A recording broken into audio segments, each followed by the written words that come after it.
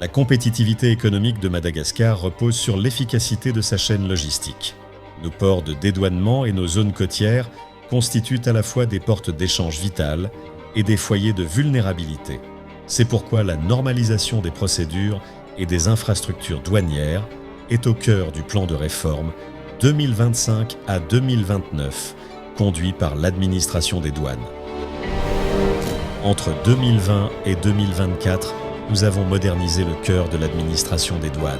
Procédures digitalisées, efficacité renforcée, nouvelles capacités humaines.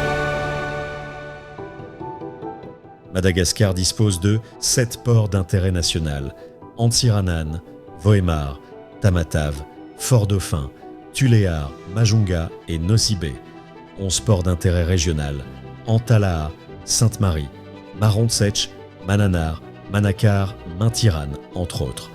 À cela s'ajoute le bureau de dédouanement d'Antananarive, situé à Antanimena, qui joue un rôle central dans les opérations d'import-export. Un atout, mais tous ne sont pas au même niveau. À Tamatave, beaucoup de progrès, procédures modernisées, dédouanement plus fluide. Mais ailleurs, les retards persistent. À Tuléar, il n'y a pas d'agent des douanes en poste permanent pour constater les sorties. Dans certains ports, faute de connexion, la sortie se fait uniquement au bureau. Plus de la moitié des marchandises débarquées à Tamatave sont placées sous régime de transit vers la capitale, principalement au bureau d'Antanimen. Ce bureau assure à lui seul 35 à 40% des opérations nationales. Or, le bureau d'Antanimen, créé avant l'indépendance, avait été implanté à un carrefour stratégique à l'époque. Mais sa localisation en plein centre-ville ne correspond plus aux exigences d'un traitement douanier moderne et normalisé. Comme dans d'autres ports du pays, les procédures sont limitées par le manque d'infrastructures adaptées, ce qui pénalise la fluidité du transit des conteneurs. À l'exportation, la redondance des contrôles constitue un frein majeur à la compétitivité des produits malgaches. Une meilleure coordination entre les acteurs s'impose. La création d'un nouveau bureau de dédouanement à l'entrée d'Antananarive sur la RN2, avec une superficie de plusieurs hectares et une capacité de traitement de milliers de conteneurs, figure parmi les priorités du projet.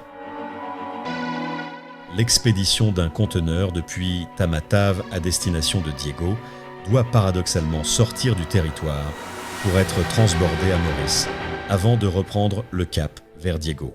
Cette aberration logistique peut parfois coûter plus cher que l'importation d'un conteneur depuis la Chine jusqu'à Tamatave. Le contrôle non intrusif progresse. Tamatave est passé d'un seul scanner à 3, 2 à l'import, 1 à l'export. Diego, Tuléar, Majunga et bientôt Nosy Be sont également équipés. Mais des manques persistent encore à Antananarive et Fort-Dauphin. En parallèle, un laboratoire scientifique et de contrôle douanier a été mis en place à Tamatave, port qui concentre près de 80% des opérations nationales. Cet outil stratégique répond à plusieurs enjeux. Sécurisation des recettes fiscales. Les fausses déclarations de marchandises entraînent des pertes considérables.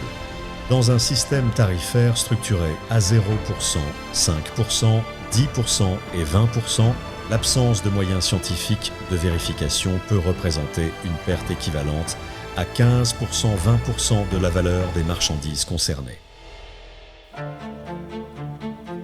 Le laboratoire garantit que les produits autorisés à entrer sur le territoire respectent les standards réglementaires assurant la santé publique et la protection de l'économie locale. Dans ce secteur stratégique, il permet de certifier les produits avant leur sortie du territoire national, en garantissant conformité, traçabilité et juste valorisation sur les marchés internationaux.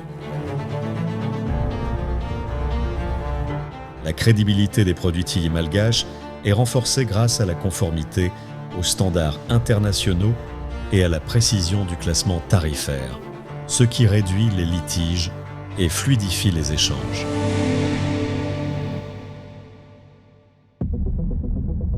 La modernisation des procédures internes ne suffit pas.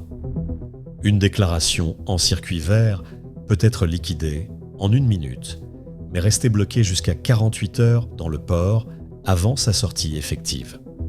C'est pourquoi la réforme 2025 à 2029 intègre l'ensemble des acteurs grâce au Port Community System, PCS, une plateforme numérique neutre, ouverte et partagée, garantissant transparence, interopérabilité et souveraineté des données douanières.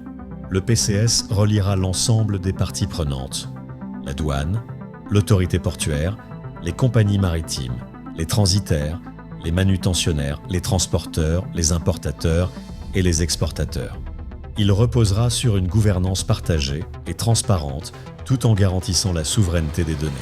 En partenariat avec l'APMF, un protocole d'accord est en cours afin d'assurer une mise en œuvre coordonnée et efficace.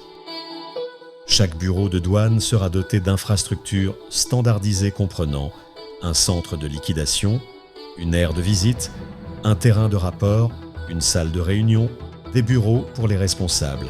Les plans de recollement de l'ensemble des bureaux ont été redessinés pour une mise à niveau homogène. Les zones non couvertes constituent une vulnérabilité majeure. La stratégie repose sur 3 axes. 1.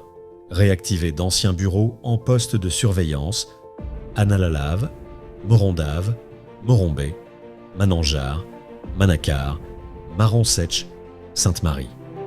2. Construire de nouveaux postes dans les zones sensibles, Maintirane, Focap, Mahanoru. 3. Synchroniser la surveillance maritime et aérienne grâce à 3 patrouilleurs et un avion de reconnaissance.